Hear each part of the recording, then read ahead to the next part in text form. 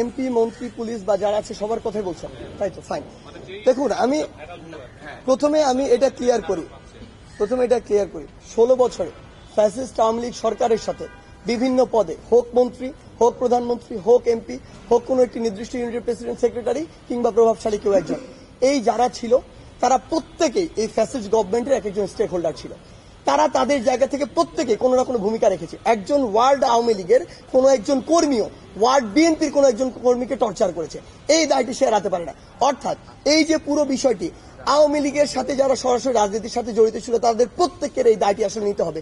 তাই এটি কেউ বলতে পারবে না আসলে যে একজন এমপি কিংবা একজন মন্ত্রী সে তার জায়গা থেকে স্বচ্ছ ছিল, সে কাউকে মারেনি, সে মানেনি। সে 16 বছর ধরে মানুষের ভোটাধিকারটা একদম ধ্বংস করে দিয়েছে এবং সে মানুষের ভোট ছাড়া নির্বাচিত হয়েছে।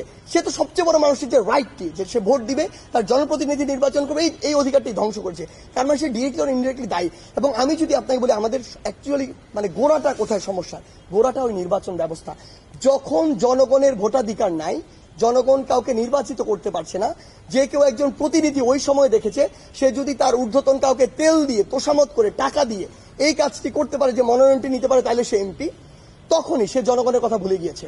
আলটিমেটলি জনগণের ভোট তার প্রয়োজন হয় না। সেই জায়গা থেকে তার ইচ্ছা মতো কাজ করেছে। সে ওই জায়গায় 100 কোটি খরচ করেছে, সে জনগণের সম্পদ 1000 কোটি লুটপাট করেছে।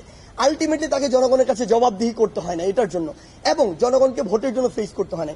সো ওই যে গোড়ার সিস্টেমটি, ওই সিস্টেমটির জন্য আসলে আওয়ামী লীগের যারা সরাসরি ছিল, যারা পিছন থেকে সামনে থেকে মদত দিয়েছে, প্রত্যেকজন দায়ী।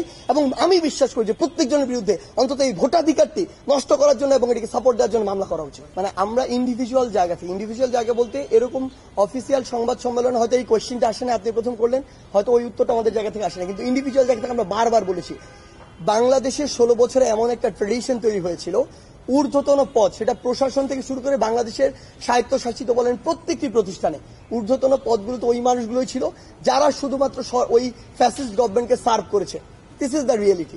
সো ওই জায়গা থেকে আমরা মনে করি ওই জায়গাটুকুতে যারা ছিল আসলে তাদের প্রত্যেকের বিরুদ্ধে প্রথমে এনে তাদের বিরুদ্ধে একটি তদন্ত করা উচিত, জিজ্ঞাসাবাদ থেকে শুরু করে একদম আইনি কাঠামোতে যা হওয়া উচিত প্রত্যেকটি জায়গায় সেটি করা উচিত। এবং সত্যি বলতে শুধু ওই ঊর্ধ্বতন জায়গায় নয়, অধস্তন যে জায়গাগুলোতে রয়েছে সবগুলোতে এটি হয়েছে।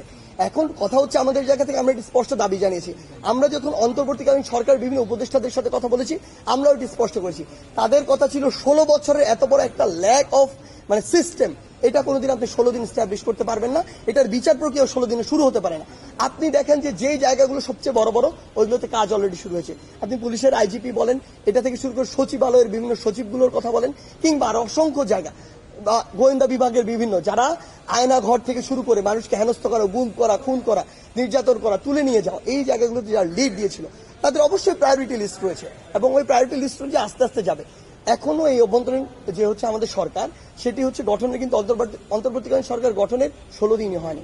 সো আমাদের এটি অলওয়েজ এই প্রেশারটি রয়েছে অফিসিয়ালি এবং আনঅফিসিয়ালি, এবং আশা করি খুব দ্রুততম সময়ের মধ্যে আপনারা এটি দেখতে পাবেন। যেদিন 5 আগস্ট ওই গণঅভ্যুত্থানটি ঘটেছিল, ওই গণঅভ্যুত্থানের পরে একটি টিভি চ্যানেলে গিয়ে সমন্বয়কদের মধ্যে প্রধান 7-8 জন আমরা এখানে ছিলাম। আমাকে জিজ্ঞাসা করা হয়েছিল কেমন একটি বাংলাদেশ আপনি দেখতে চান।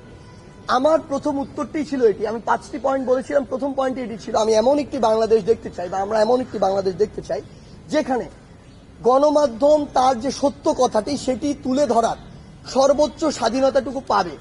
যেটা সত্য সেটাকে সত্য বলবে, যেটা মিথ্যা সেটাকে মিথ্যা বলবে।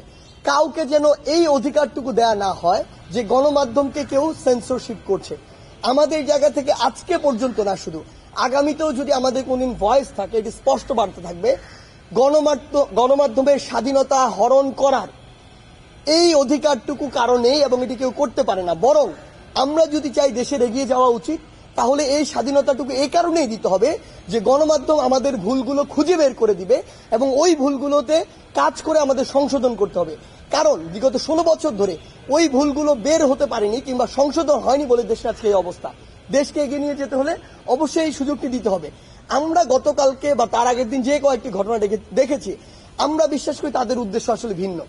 যদি উদ্দেশ্য ভিন্ন না হয়, তাহলে যে কাজগুলো তারা করেছে ওই কাজগুলো মিডিয়া আসতে সমস্যা কোথায়? আমরা তো সবকিছু মিডিয়ার সামনে ওপেনলি করছি। আমরা আপনাদেরকে বলে দিয়েছি আপনাদের যা ইচ্ছা আমাদের প্রশ্ন করুন, আমরা উত্তর দিতে প্রস্তুত। তার মানে ওই সৎ সাহসটুকু আমাদের রয়েছে। তো যারা এই কাজটুকু করেছে অবশ্যই তাদের ভিন্ন উদ্দেশ্য রয়েছে। আমরা বিশ্বাস করি আপনারা কষ্ট করে হলো তাদেরকে পুরো দেশের সামনে প্রেজেন্ট করুন এবং তাদের যে অপকর্মগুলো এগুলোর জন্য বিচারের ব্যবস্থা করার জন্য যা প্রেশার ক্রিয়েট করা দরকার আমরা করবো। যে আমরা আমাদের জায়গাতে স্পষ্ট মনে করি দেশকে স্থিতিশীল অবস্থার দিকে যদি আমরা নিয়ে যেতে চাই, যার যেটি কর্মক্ষেত্র বা যার যেটি জায়গা আমাদের সেই জায়গায় ফিরে যেতে হবে স্টেবল হওয়ার জন্য। তো শিক্ষার্থীদের প্রতি আমাদের অনুরোধ যে আর আসলে রাস্তায় নামার প্রয়োজন নেই। আমরা পুলিশের জায়গা থেকে বিভিন্ন জায়গা থেকে এই কথাটি শুনছি যে পুলিশের কিছু সদস্য হয়তো তাদের জায়গা থেকে একটি আনকমফোর্টেবল সিচুয়েশনে রয়েছে যে তারা যদি হঠাৎ দায়িত্বটিতে আসে স্টুডেন্টরা তাদের জায়গা থেকে কি না কি করে, এরকম একটা আনকমফোর্টেবল সিচুয়েশন রয়েছে। আমরা স্টুডেন্টদের এই মেসেজটি দেখেছি। আমরা গতকালকে এটি দেখতে আসলে আমরা নারায়ণগঞ্জ পর্যন্ত গিয়েছিলাম, অন্য একটি কাজে গিয়েছি, এই বিষয়গুলো পর্যবেক্ষণ করেছি। আমরা দেখেছি সেখানে যখন পুলিশ এসে দাঁড়ালো স্টুডেন্টরা আসলে তাদের সাথে হ্যান্ডশেক করছে, স্বাগত জানাচ্ছে। সো অনেক জায়গায় আমাদের মেসেজটি পৌঁছে গিয়েছে। আমরা স্টুডেন্টদেরকে স্পষ্টভাবে বলি যে আমাদের ভাই বোনেরা তারা যেটি করেছে জাতির সংকট, এটার জন্য তাদেরকে ধন্যবাদ। এখন তাদেরকে আসলে পড়ার টেবিলে ফিরে যেতে হবে, কারণ দিন শেষে আমরা যদি দেশকে এগিয়ে নিয়ে যেতে চাই আমাদের একটি শিক্ষিত তরুণ প্রজন্ম প্রয়োজন, আসলে একটি ইন্টেলেকচুয়াল তরুণ প্রজন্ম প্রয়োজন যারা বাংলাদেশকে এগিয়ে নিয়ে যাবে। সেই জায়গা থেকে সবার প্রতি অনুরোধ আমরা যেন ক্লাসে ফিরে যাই।